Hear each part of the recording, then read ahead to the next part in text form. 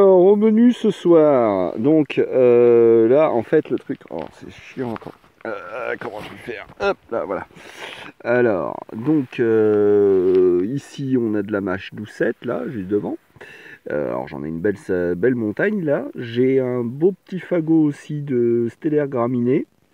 J'ai une cardamine amère. Alors je croyais que j'en avais pris plus que ça, mais bon, tant pis.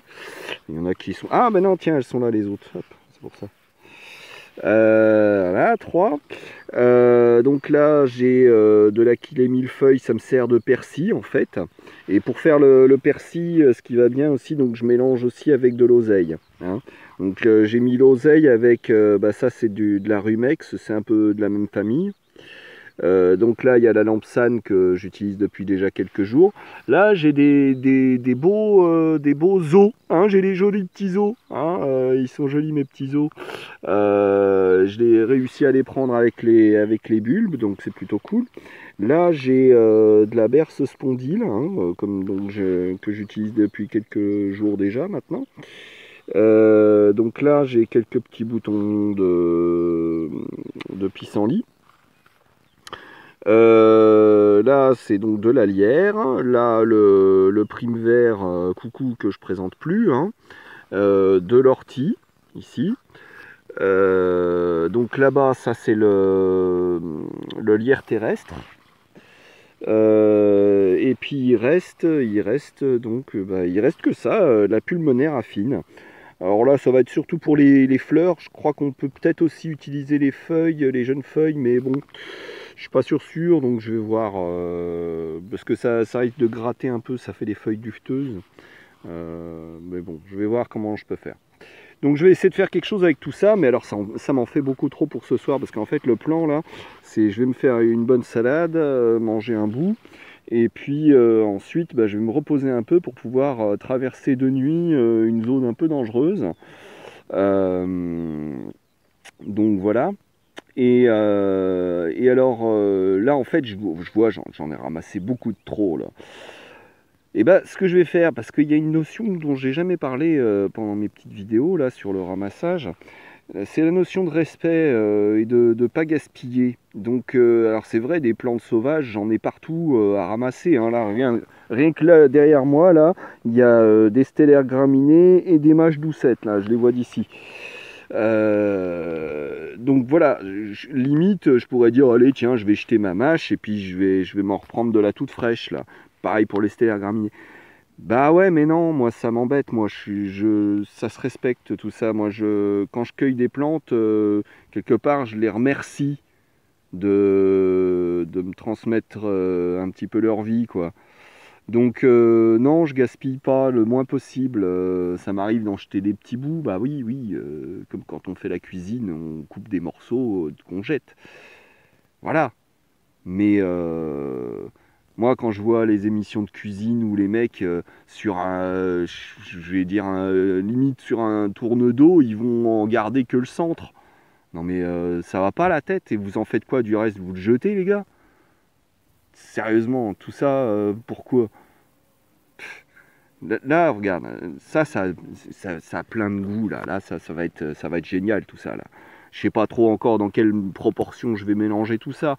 Je vais sûrement pas tout mettre. Ce que je vais faire, quand c'est comme ça, ce que je fais, c'est j'essaye de garder ce qui se garde. L'ail sauvage, par exemple, ça va pas s'abîmer, je vais le garder. Bon, le problème, c'est que là, c'est vrai que c'est un petit peu tout des trucs qui vont avoir du mal à supporter un prochain voyage. Si de la cardamine, si j'en ai trop, je suis pas obligé de tout utiliser. Pareil pour le lierre terrestre. Mais bon, ça, il faut au moins que je l'utilise. Pareil, les feuilles de prime vert, ça supporte pas trop mal le voyage. Mais les orties, il faut que je les utilise. Voilà, bon, si, en fait, il va falloir que j'utilise pratiquement tout. Alors, je sais pas trop comment je vais faire. Mais voilà, ce que je voulais dire, moi, c'est cette notion, j'essaye de tout utiliser, de rien jeter parce que on jette trop facilement et c'est pas bien. Tout ça, ça a été vivant. C'est encore de la vie, ça. C'est pour ça que je peux m'en nourrir. C'est parce que c'est vivant.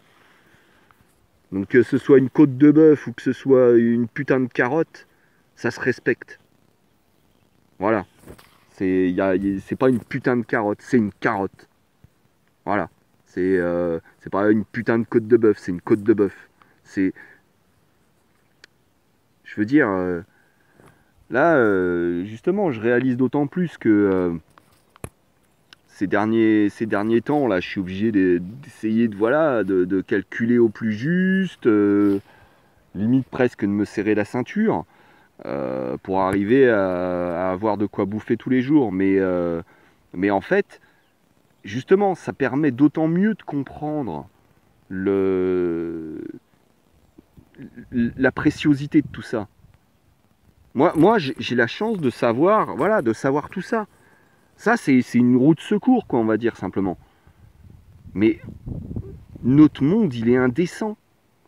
On est tout le temps en train de gaspiller, de jeter.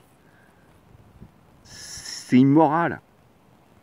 C'est immoral. Voilà. C'était la petite salade du soir avec son contenu bonus prise de tête philosophique en plus, quoi. Non, mais voilà, c'est pour expliquer un petit peu une partie de ma démarche quand je fais tout ça. C'est expliquer que ça doit se faire dans le respect. Voilà, tout simplement. De même que je jette pas mes papiers, je jette rien dans la nature. Si, j'ai aucun scrupule à jeter une peau de banane, une coquille d'œuf ou tout autre déchet biologique. Peut-être pas un os, bon, et encore.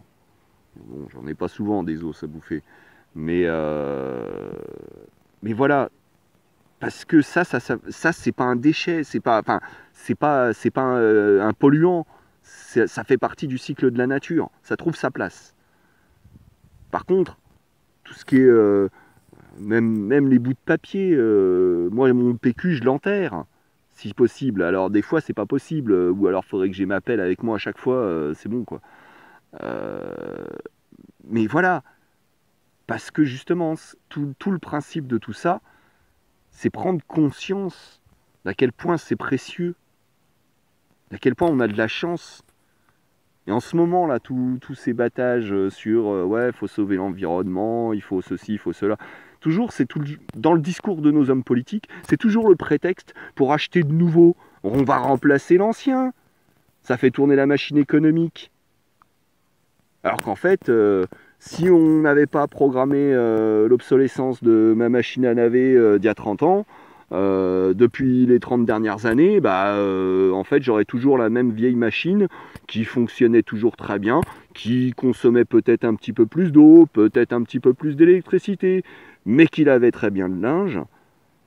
Et au lieu d'en avoir racheté 4-5 depuis, parce que, faut bien faire tourner la machine économique. Voilà. On vit dans ce monde-là, et moi, je peux pas. Moi, j'en peux plus, moi, de ça. C'est horrible. Quand est-ce que vous prendrez conscience, les gens, que on peut arriver à se démerder, à réparer sa machine à laver si besoin? Mais il faut qu'il y ait quelque chose qui change, là. D'urgence. D'urgence. Voilà. Putain, 8 minutes 30. Oula. Voilà, vite fait, mes petits trucs habituels, donc les petits pains, et puis en dessous, il y a des machins au fromage et puis au saucisson. Et puis la salade du soir, donc comme d'hab, j'ai rajouté les petits croûtons frottés à l'ail. Et j'ai goûté, écoute, hein, c'est pas mal, ça fait une bonne petite salade, comme d'hab. Puis là, j'ai ici mes petits chaussons. J'ai essayé 2 recettes différentes, soit en chaussons, soit en roulé, comme ça, avec les quelques morceaux de chocolat qui me restaient. Ça va me faire mon petit dessert, mais je les ferai cuire à la dernière minute. Manger tout chaud, c'est quand même meilleur. Donc voilà, mon petit repas du soir, avant de me faire une petite sieste et puis d'y retourner, quoi. Allez, à plus. Ouais, je parlais de ma petite salade, enfin je devrais dire quand même mon tonnelet ou mon petit seau, ou enfin ça en fait une quantité quand même. Là en plus j'avais fait un peu plus de pain que d'habitude, là j'en avais 7 tranches. Donc le dessert, je sais pas si je vais le manger tout de suite. Parce que le seau il était bien rempli là. Alors bon, c'est que de la salade, mais à force, hein. Parce que là il y a quand même un joli volume. Ça doit bien faire 1 litre, je dirais. C'est la quantité de choucroute pour 3-4 personnes. Parce que c'était des seaux de choucroute à la base. Donc ça va. Ça fait une bonne salade. C'était tout ce que j'avais à dire.